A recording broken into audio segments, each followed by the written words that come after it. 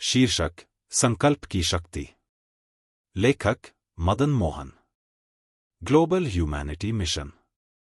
कहानी एक युवक, राघव, की है जो जीवन में बार बार नए संकल्प लेता था, परंतु उन्हें पूरा करने में असफल रहता था। यह आदत उसके आत्मविश्वास को कमजोर कर रही थी और उसे अपने सपनों से दूर कर रही थी।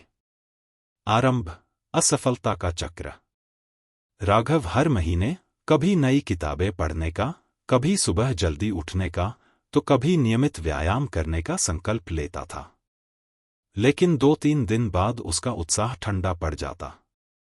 धीरे धीरे उसने महसूस किया कि उसकी जिंदगी संकल्प लेने और उन्हें अधूरा छोड़ने का चक्र बन चुकी है। मोड़: एक महत्वपूर्ण मुलाकात।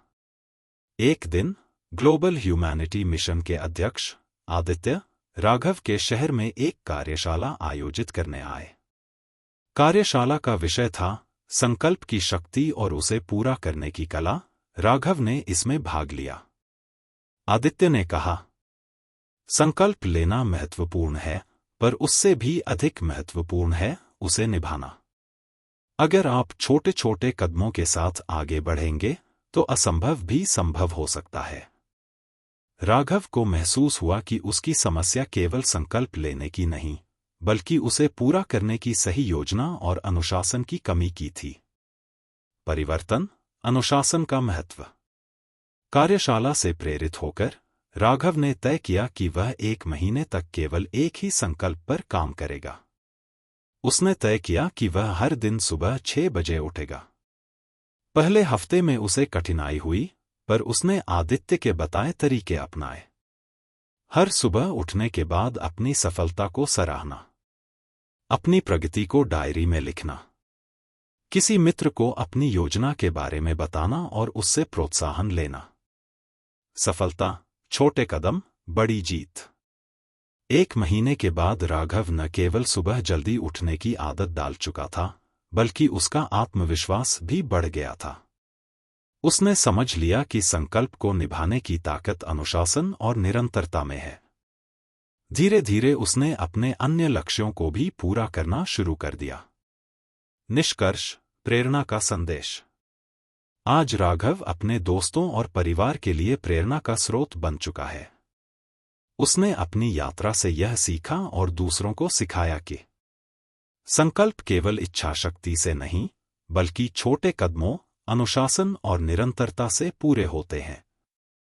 ग्लोबल ह्यूमैनिटी मिशन के आदित्य ने राघव की कहानी को अपने मिशन के एक उदाहरण के रूप में प्रस्तुत किया, जिससे और भी लोगों को अपने संकल्प पूरे करने की प्रेरणा मिली।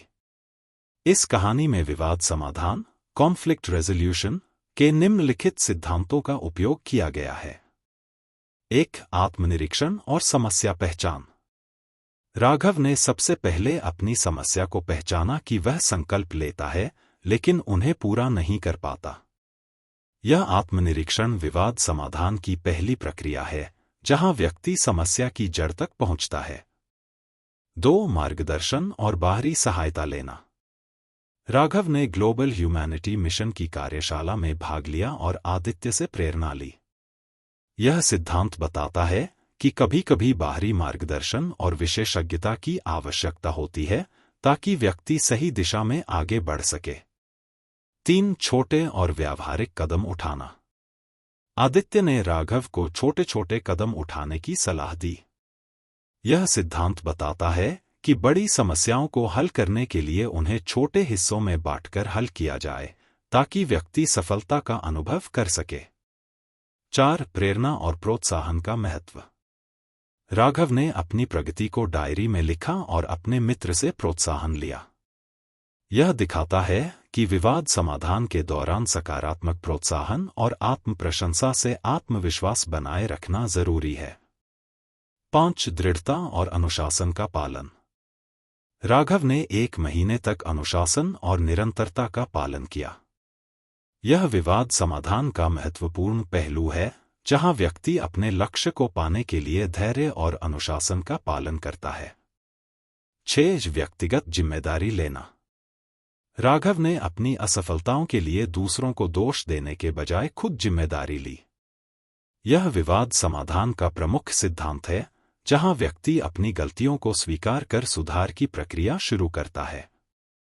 7. समस्या से सीख लेना और उसे दूसरों के साथ साझा करना। राघव ने अपनी सफलता से प्रेरित होकर दूसरों को भी सिखाया। यह सिद्धांत समाधान साझा करना है, जहां एक व्यक्ति अपनी सीखी हुई बातों को समाज या समुदाय के लाभ के लिए प्रस्तुत करता है। निष्कर्ष: इस कहानी में विवाद समाधान के सिद्धांत न केवल राघव की व्यक्तिगत समस्या को हल करने में सहायक हैं, बल्कि यह भी दिखाते हैं कि सही मार्गदर्शन और अनुशासन से कोई भी व्यक्ति अपनी चुनौतियों को अवसरों में बदल सकता है। धन्यवाद।